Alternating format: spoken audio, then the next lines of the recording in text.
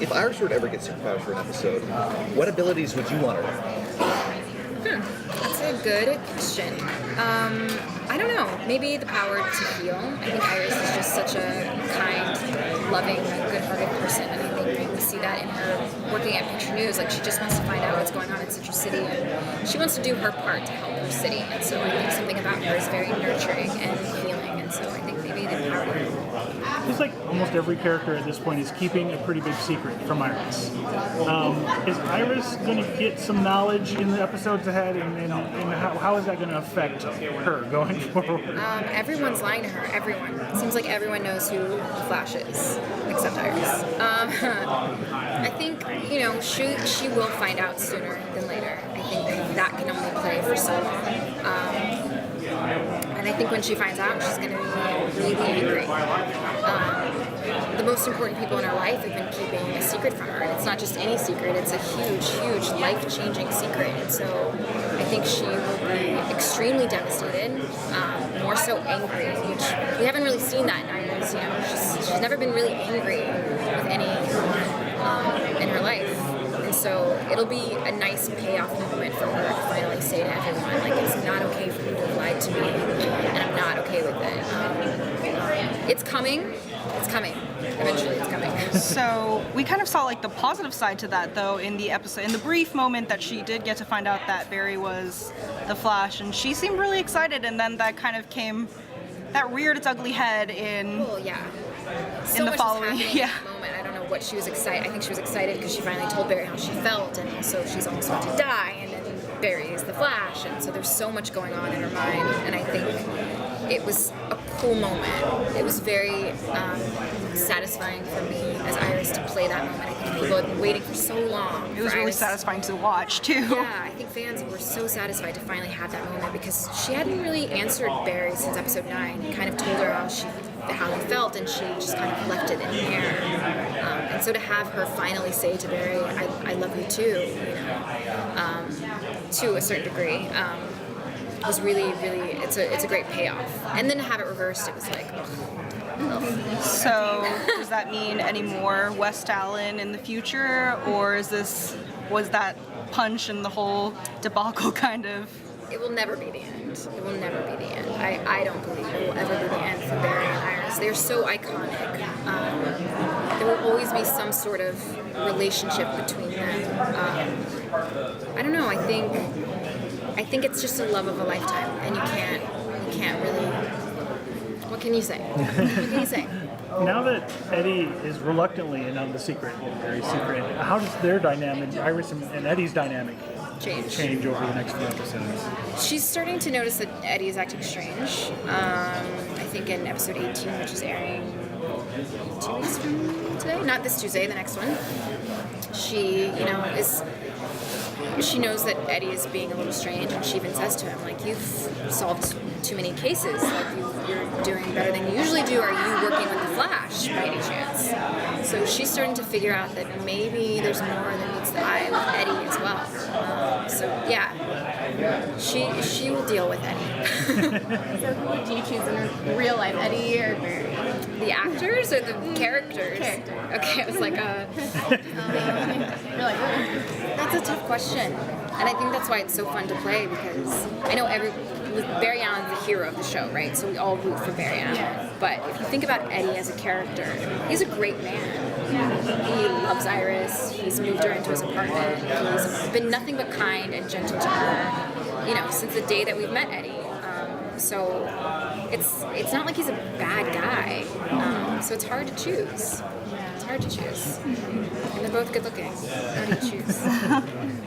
Is there any other character on the show that you haven't interacted with a lot that you get to spend some time with toward the end of the season? Yeah, Wells, Caitlin and Cisco. You'll see Iris kind of just in general move towards that Star Labs family. Can you characterize sort of her relationship with each of that 3 core Star team? Can I? I can. Should I? It's very inquisitive, as you could probably imagine. I won't give too much away about that. I think it's better left unsaid. Now, will Iris continue digging into the disappearance of her coworker, or do you think that she's kind of believed what she's been told? I think she believes it to a degree because Eddie is telling her this. And again, she believes the men in her life, foolishly she believes them. But how could she not? They've only ever told her the truth and they've only ever been honest with her. So she believes them at their word. But I think, Iris is smart enough to know that that's not fitting together quite right. So I think in the back of her mind, she's going to continue to mull over the fact that something is weird with Mason, and he didn't just go to Brazil. So yeah. So you guys have had some great guest stars on. Do you have any favorite interactions in the past couple of episodes? I mean, Mark Hamill. It's Mark Hamill. Sorry to every other guest star, but Mark Hamill. It's Mark Hamill. He's amazing. He has energy for days. We were shooting kind of late into the night, and he could out-energize me. Man, I don't know how he does it. And he's just a consummate professional, and he's so entertaining, and he's so kind with people and fans. He just kind of reminds me that, no matter how big you get, there's no reason not to be cool. If Mark Hamill's cool, you should be cool.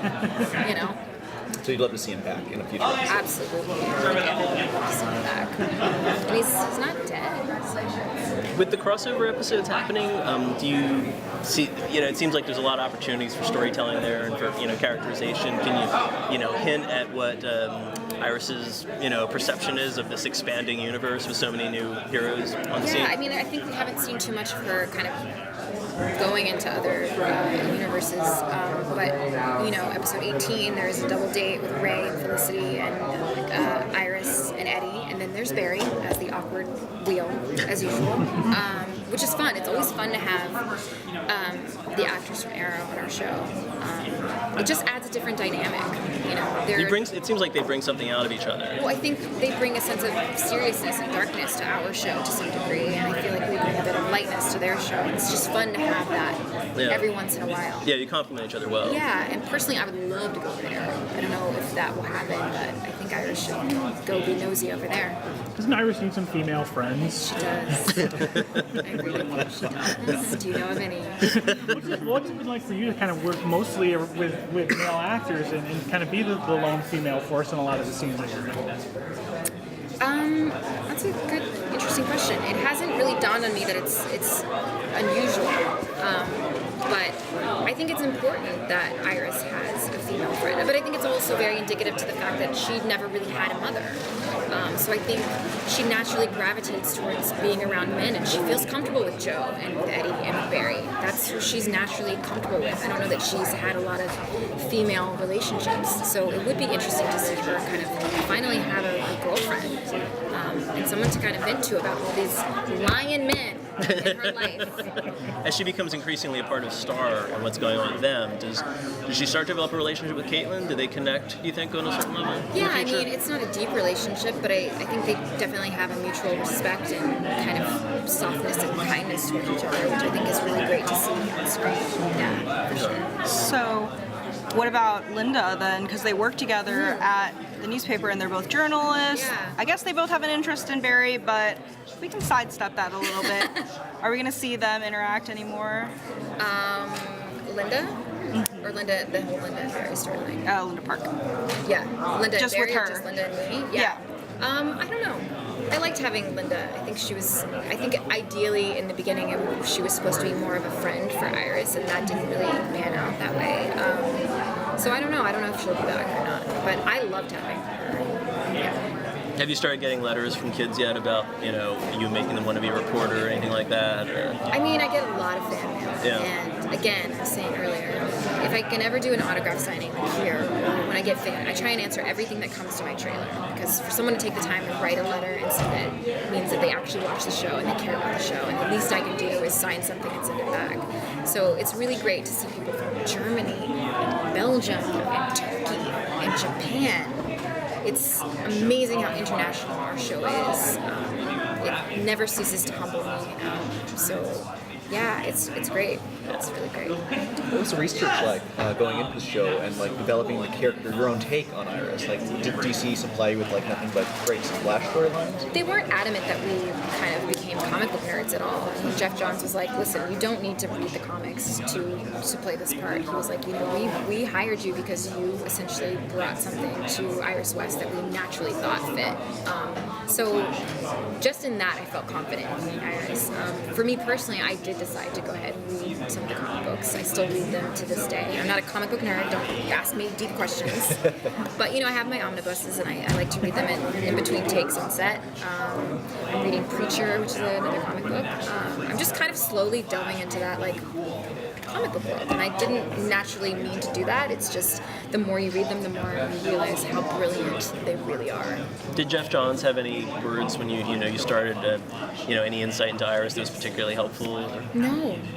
Okay. But not in a bad way. I think he was just so excited. I remember after I booked the show, I got a text message from him, and he was just like, I'm so glad we got you as Iris. And I'm like, this is Jeff Johns telling me that he was excited that I was playing Iris West. I mean, he knows Iris West. If anyone knows Iris West, he knows Iris West. So for him to be excited that I was playing it, I was just honored. So yeah. He was just like, keep doing what you're doing. You just do you. Can you say, does Iris get to share some scenes with some of the upcoming villains? Sorry to ask these tough questions. Yeah, these are tough questions. Yes. I'll just leave it at that. If you had your choice in what Iris got up to in season 2, do you have any kind of, wish for her? Fantasy. A direction you'd like to see her take? Or, I want a her path? to find out about her mother. I want Okay. the family storyline to kind of be fleshed out. I think it would be interesting to see what happened to her mother. Where did she go? Why has she just been living with Joe for so long? Did Joe tell her the truth about what happened to her mother? And also the question of Wally West, I think, would be very interesting. Other than that, I think professionally, I want her to continue to be a strong reporter and to work alongside Star Labs and that team of people to kind of take down the bad guys in Central City. I want her to be not so isolated from the rest of the team.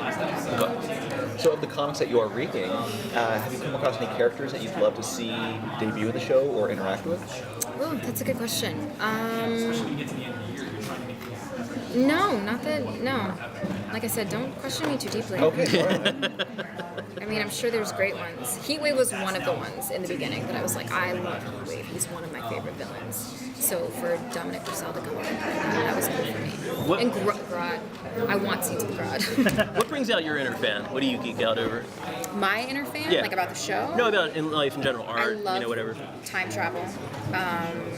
So I loved episode 15. Just the idea that we were opening the gates for time travel so soon in the show was really exciting to me. Stuff like Lost. I'm really into, just weird, supernatural Surrealistic. stuff. Yeah. Okay. Yeah. Thanks, guys. Thank you.